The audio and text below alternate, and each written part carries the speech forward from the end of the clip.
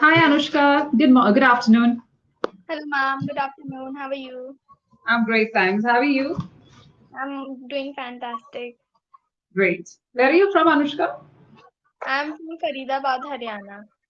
Oh, right. Okay. And you're a student? Yes, ma'am. Okay. Which class are you in?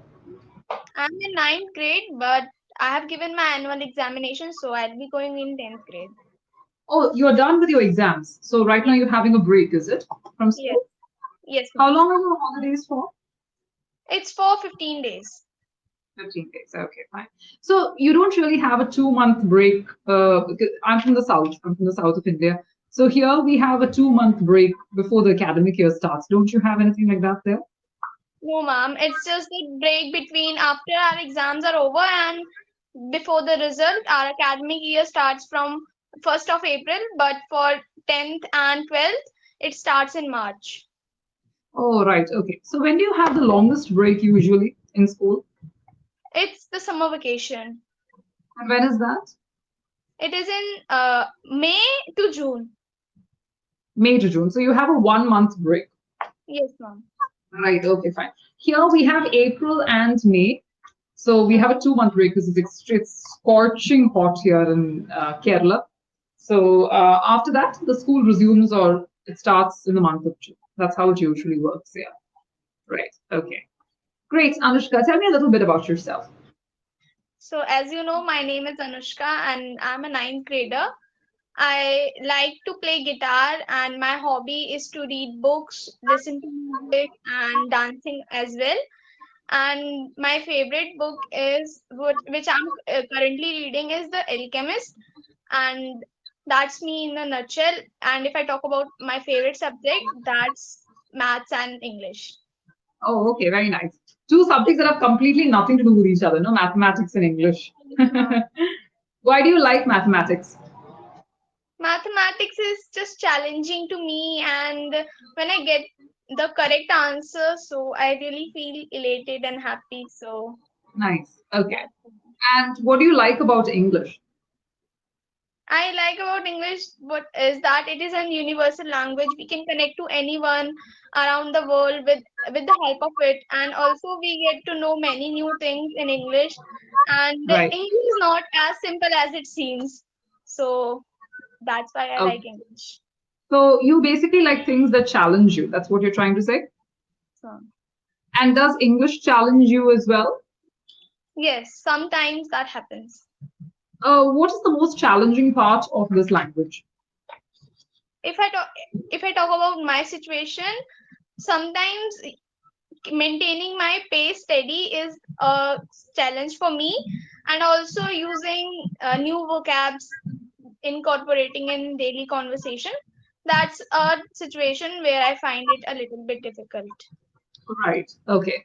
So what do you aspire to be when you grow older? I aspire to be a teacher, and I can also become a lawyer as well. It's up to my choice. But before that, I want to be successful, independent, and an honest person without any regret. You said that you want to be a successful, independent person without any regrets. Yes, Can you ma'am. define a successful person? Is there a definition for a successful person? I don't think so that there is a definition for a successful person. It varies from person to person. If for a particular individual, it could be being happy and content with life.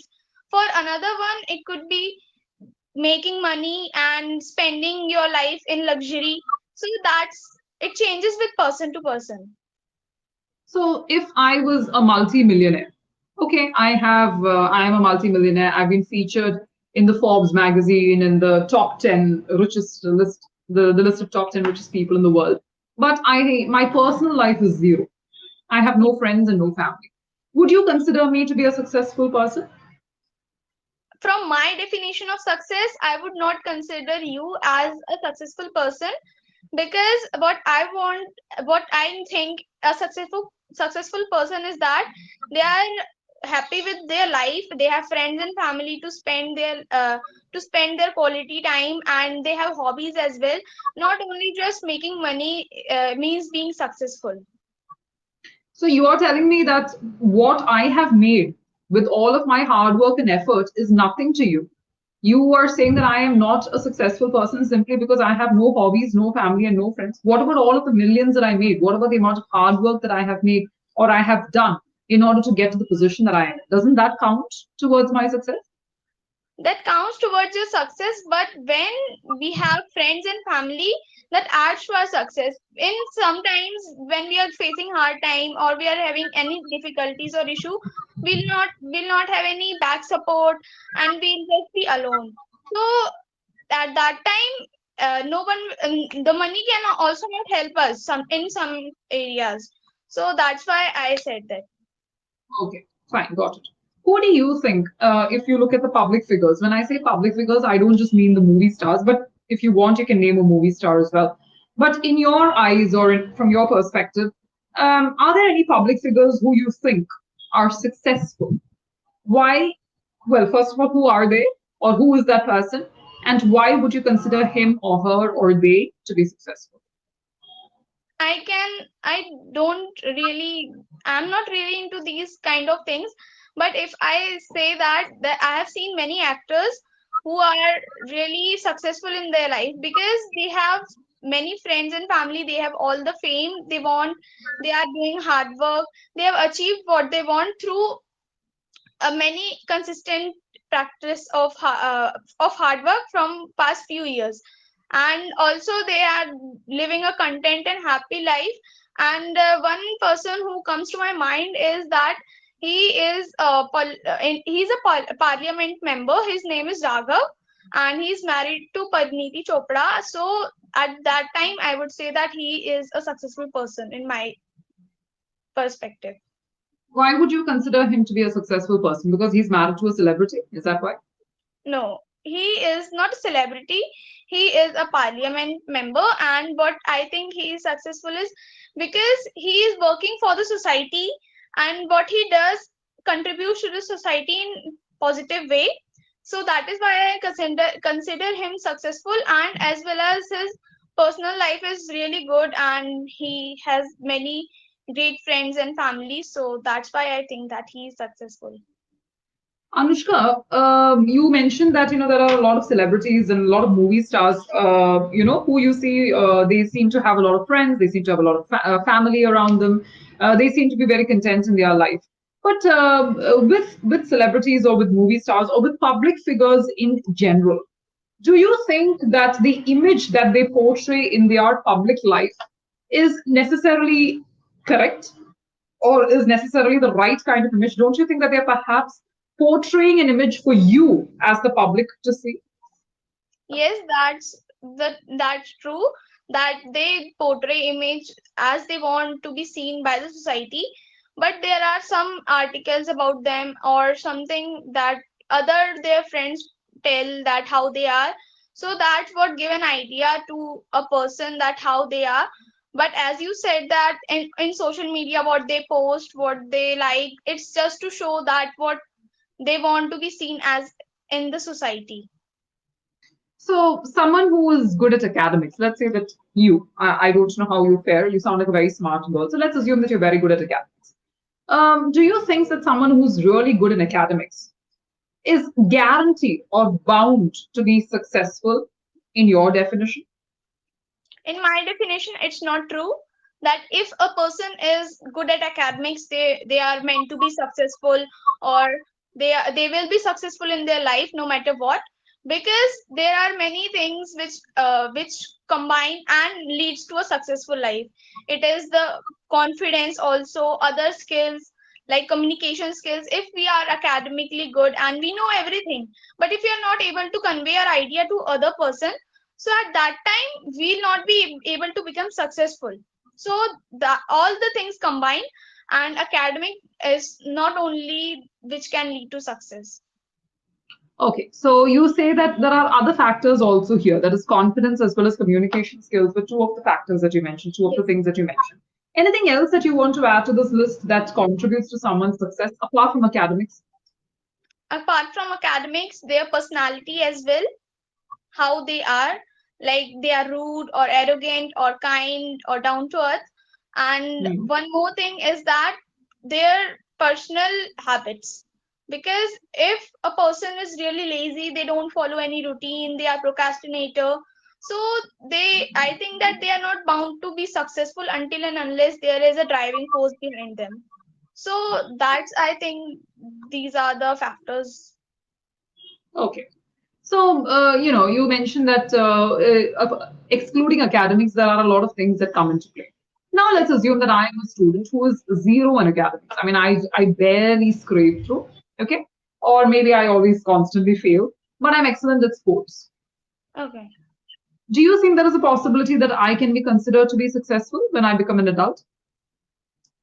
There is a little bit possibility, but as you know, when we are bad at academics, we can, if a person is average at academics, that's really fine, and they are doing well in sports, as you said, it's really good. And if they are really bad at academics, they need to know a little bit of thing, so that in future, if even if they are giving interview for anything which they are good at, so at that time those academic knowledge maybe uh, maybe come in handy. So that is why there should be a little bit of knowledge. There should not be a compulsion that you have to become a topper or you have to be a good student to become perfect. But if you are average or you are only a little bit good, then also we can become successful with other skills. But Anushka, I am not interested in becoming a lawyer or a teacher or an engineer or a doctor or anything of that sort. I want to be a cricketer. So then I'm good at cricket. I'm not good at studies, but I'm good at cricket. So what's the problem? Why should I brush up on my academic skills? What's the necessity for that? In cricket also, as you mentioned, there we have to face others as well. Maybe we are maybe the person is going for international tournament, or they are being asked question that why should we take you in our team. So at that time it is really necessary. Okay, so in that context, also you think that academics is necessary, but there also is not academics, is it? There it's communication skills that are going to be Yes. featuring. So that has nothing to do with academics as well. Yeah. There is a lot of, when I was in school, anyways, there was a lot of partiality that was always shown towards students who were academically inclined. That means students who were rank holders or students who were good at studies. Oh, yeah, she's going to become something big. It's always going to be the Yes, case. that's it. So this partiality, so clearly you also agree with me, this partiality has always existed. Do you think it's right or do you think it's fair to create a bias between students who are average and students who are brilliant? Maybe. I don't think that it is good to create a bias between these kind of students, because then those who are average, they will feel inferior. They'll not feel confident to convey their answer or tell their answer to the teacher even if they are correct, and there is no one to speak, and they know the answer, but at that time they'll think that maybe I am wrong because there are other students who they don't know answer. So what if I know it, if it must be wrong. So there should not be any bias. They should they should encourage those average students to study hard and work more on their uh, weak areas, so that they can overcome those weakness. Right. Okay. But then, if supposing you have a student who is a weak student, who is an average student, how do you motivate that student to study? I would motivate that students to study by giving them examples, because there are many examples that those who are not good at studies still they can become good at studies. Even I am example that whenever I was in seventh grade, I was not good at mathematics, but I eventually overcome my weakness by practicing it. So at that time, I can tell them many testimonials and examples, so that they become motivated and try to do that. Okay, got it. So you are saying that by giving them live examples or practical examples about how things are done, you can be able to easily motivate students to become better. Okay. Yes, A very common profession that is now being seen is the profession of an influencer. So yes, ma'am. when I was studying, it was, oh, what do you want to become? You want to be an engineer or a doctor or a chartered accountant. Those were the standard pat responses that we used to get. But today, we see a lot of people who are also, a lot of children who are also gutsy enough to say that, no, we want to be content creators or we want to be influencers. Yes, Okay. Now, another thing that happens is many of these children, they have this notion that to be a content creator, we don't really have to study. Is that correct? Anushka, do you agree with that? I partially agree with this that maybe there are some criteria there where they don't need to study, because I have seen many content creator creating just videos, like funny videos which doesn't need that academic. But at the same time, if you are content creator like an educator on YouTube or any social media platform, at that time academic is really necessary. And also there are meetup of creator. At that time also, if someone asks about your profession, what you are doing, and how is everything going, what you want to expand in, so at that time it is also really necessary. So I partially agree with the statement. Okay. So when you talk about, you said that there are different kinds of content. There is funny content, there's serious content, there's educational content. Yes. There is different kinds of content. I think there is. I think almost all of the content has been created. Sorry, has been covered in today's in today's social media or in today's Yeah. channels.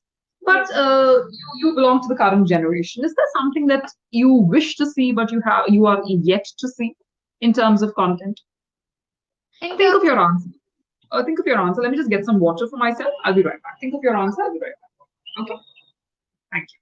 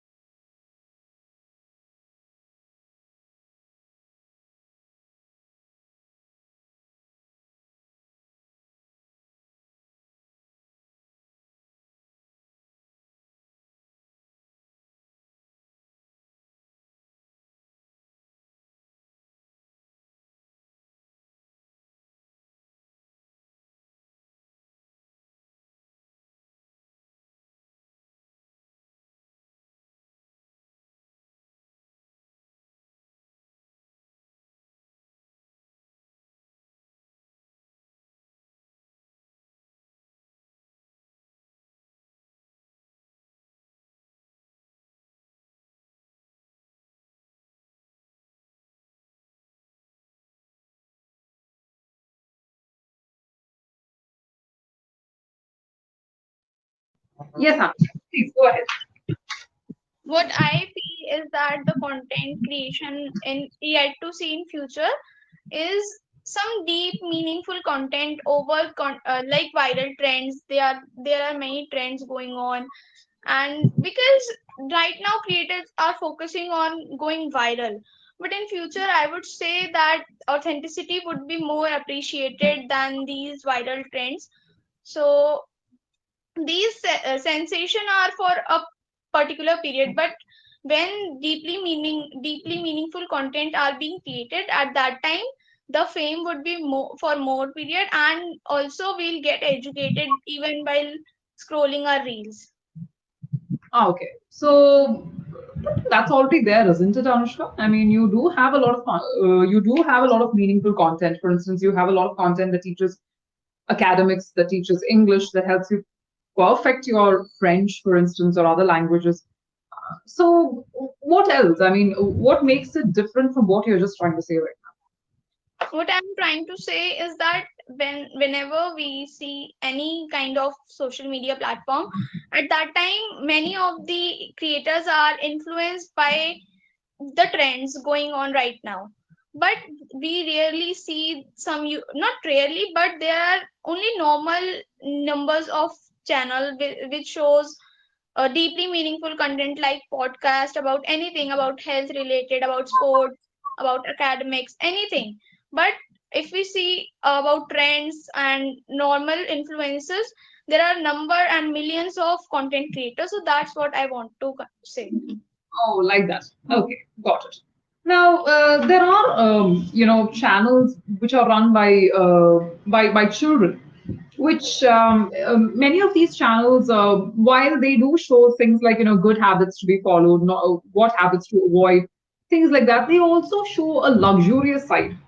Many of these children, for instance, they celebrate their birthday parties, with a lot of pomp, and there's a lot of activities which otherwise average middle class families will not be able to do.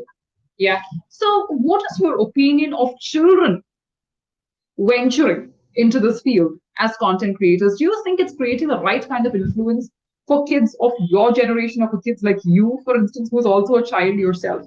What do you think?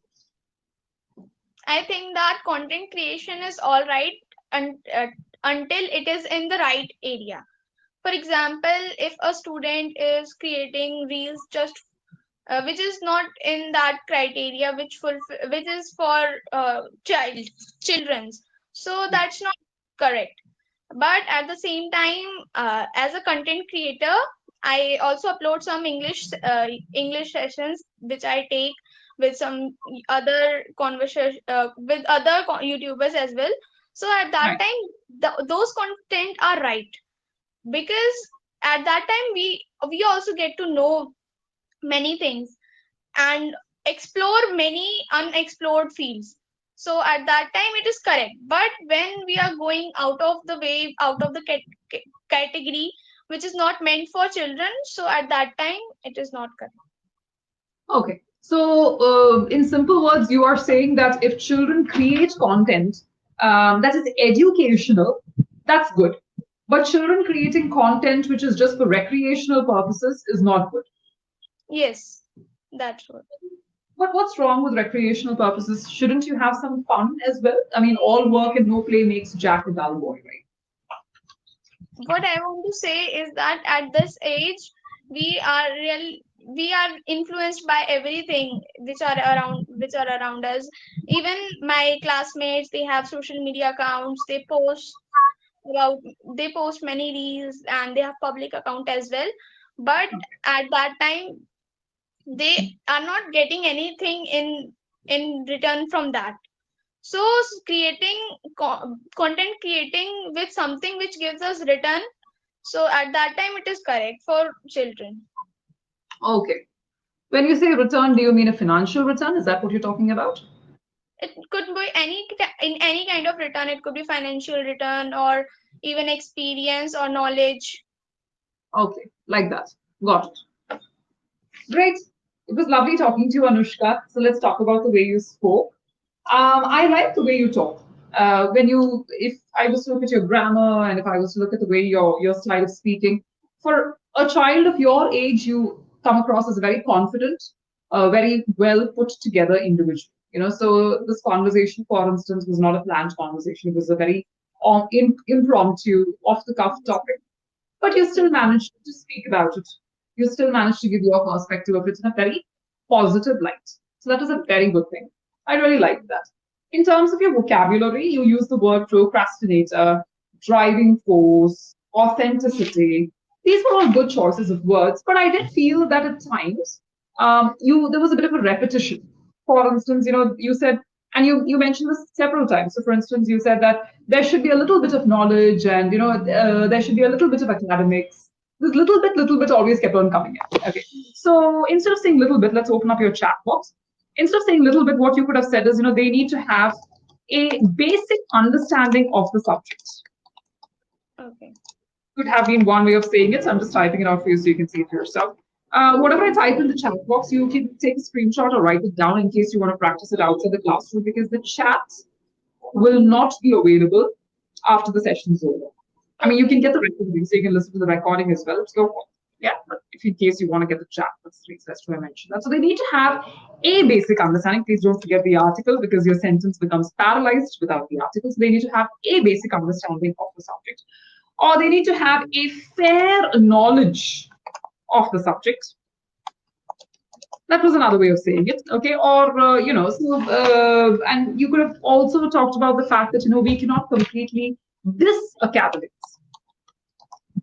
Now, to diss is a very informal American term which means to ignore. So we cannot Okay. you completely ignore academics. Let's say that you're an average student. We need to have you. You need to be able to scrape through at least, because a degree is important in any fields that you get into, even content creation. So you Okay. mentioned about the fact that in content creation, well, you sort of 50% agree that academics is really not a big thing as far as content creation is concerned. But I have to disagree with you on that one, because you yourself rightfully mentioned that we have content and you yourself create content, based on the English language, which is part of academics. So what you could have said is, ideally, academics is important in every profession, but the level of academics varies depending upon your grasping power. So you could have used the word or the terminology grasping power. So Okay. depending on your grasping power.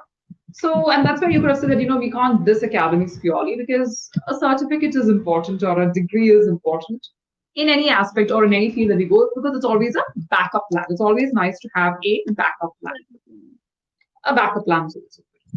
I do understand that you're looking out for vocabulary, because your vocabulary can be perfect.